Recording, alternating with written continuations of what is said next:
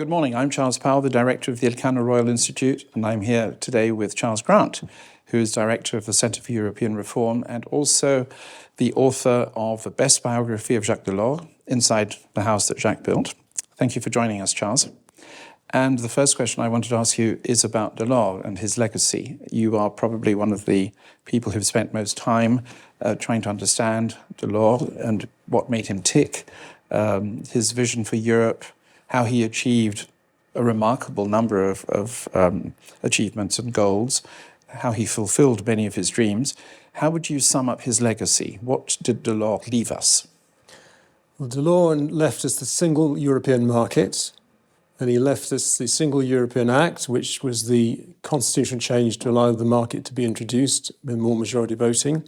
Then he left us the plan for the economic and monetary union, which became the euro. That plan was a flawed plan, the flaws were not all Delors' fault, but we have the euro with us today. So those are his two biggest achievements, I think, were the single market and the single currency. In your talk this morning, you mentioned Pascal Lamy's contribution, which I found very interesting, because it's often overlooked, I think. How did this tandem work? What did Lamy provide that Jacques Delors lacked, and vice versa? Well, they were a double act together, because Lamy understood Delors very well, having worked for him previously in the French finance ministry.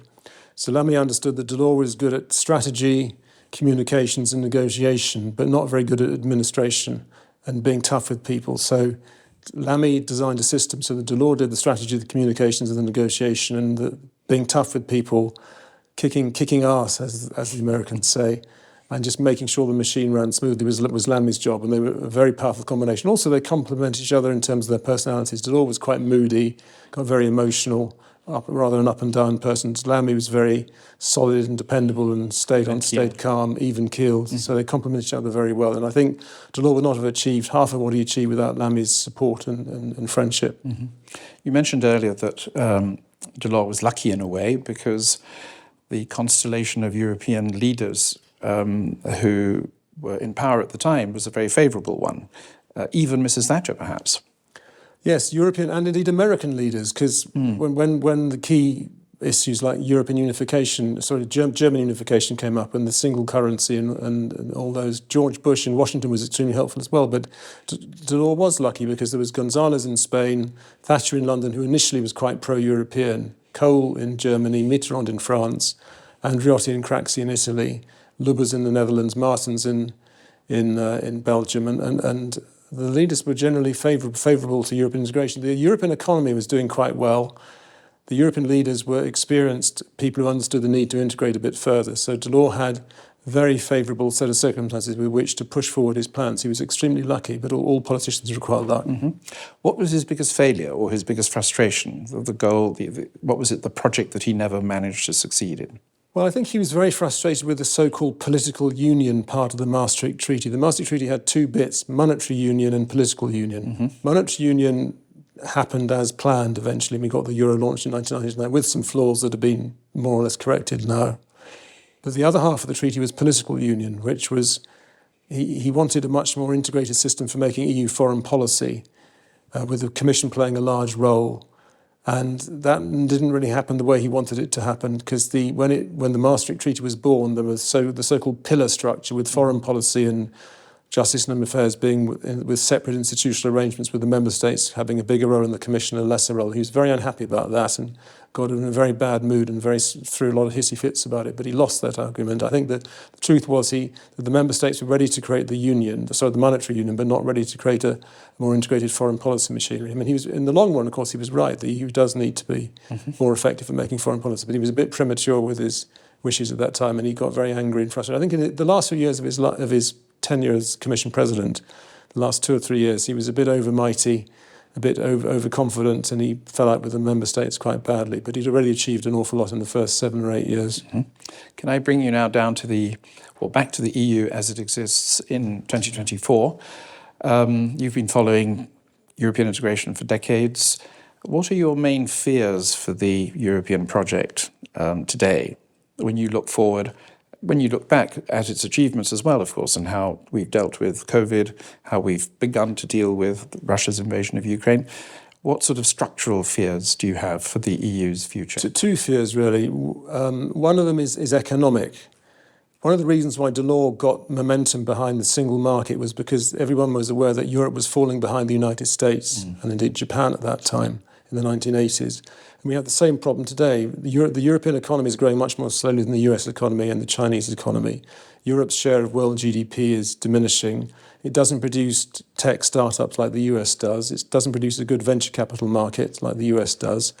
There's real economic problems looking ahead to the future, and I think that is one worry one has to take. If one wants a strong Europe, one has to have a Europe that's economically successful, and that is a worry. The second worry is geopolitical, that the world is a much darker, more dangerous place than it was when Delors was president. We have Russia invading its neighbours, China, a much stronger and very authoritarian power, threatening its neighbours, democracy on retreat in many parts of the world.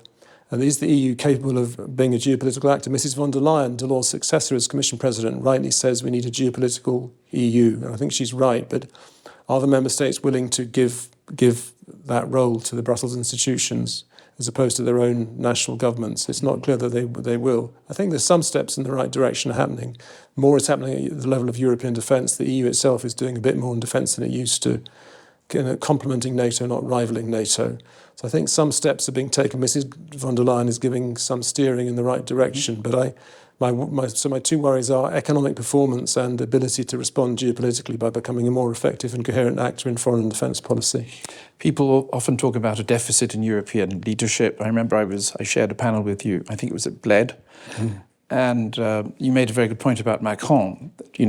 Macron bashing is a popular sport, but actually he is a very creative and original thinker, but you also stress the fact that unfortunately he's also very unilateral.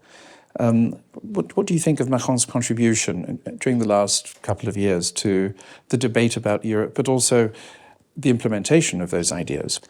I think Macron is the outstanding European leader of his generation. Very few leaders in other European countries have any ideas at all about the future of the EU. Mr. Schulz in Germany is rather quiet and doesn't say much about the future of Europe.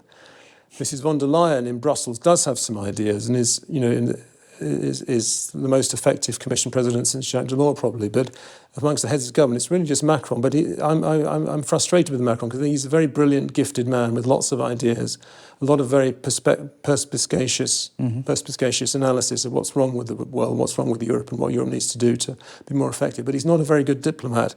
He's not very good at building coalitions and taking other governments with him. He launches these ideas without consulting his fellow partners, and many of them fall on stony ground. One or two come to fruition. I think he's right that Europe needs more, as he would put it, variable geometry. The idea that not every government, every EU member state does the same thing. You need an avant-garde group who could do further things together, and leaving behind a broader group who don't do so much together. I think he's probably right that if you're having 35 members in the EU and we're heading that way, then there has to be more differentiated integration. He's right about that. He's right about many things, but he'd be an even more effective leader if he could just bear to slow down a bit and bring other people with him. Particularly the Germans would like it if he talked to them before launching some of his ideas, which he often doesn't bother to do. Arantxa González-Laya was reminding us in the session earlier that Delors used to say that we don't have to choose between optimism and pessimism. Whether or not that's the case, how do you feel about the future of the EU, particularly from a British perspective? We haven't talked about Brexit. Do you think Britain will be part of the European Union's future, say, 20 years down the road?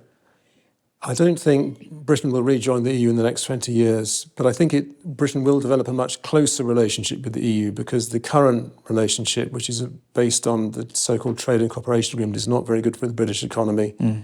I think that the truth is that the geopolitical situation with Trump perhaps coming back to Washington, Putin doing bad things in Russia, makes everybody on the continent, as well as the British, understand that the Europeans need to stand together in solidarity and help each other. So I think Britain will have a much closer security relationship with the EU. The question is whether that can trigger a closer economic relationship, short of membership. I think it probably will in the long run, though the Commission and the French are rather reluctant to reopen the trade deal that they struck with the EU. I think other member states, including the Spanish, are more open to that idea. Yes. So I think if in the long run we can get a much closer relationship between the UK and the EU, but without full membership for the UK. Charles, thank you very much for joining us. Wonderful to see you again. Thank you very much.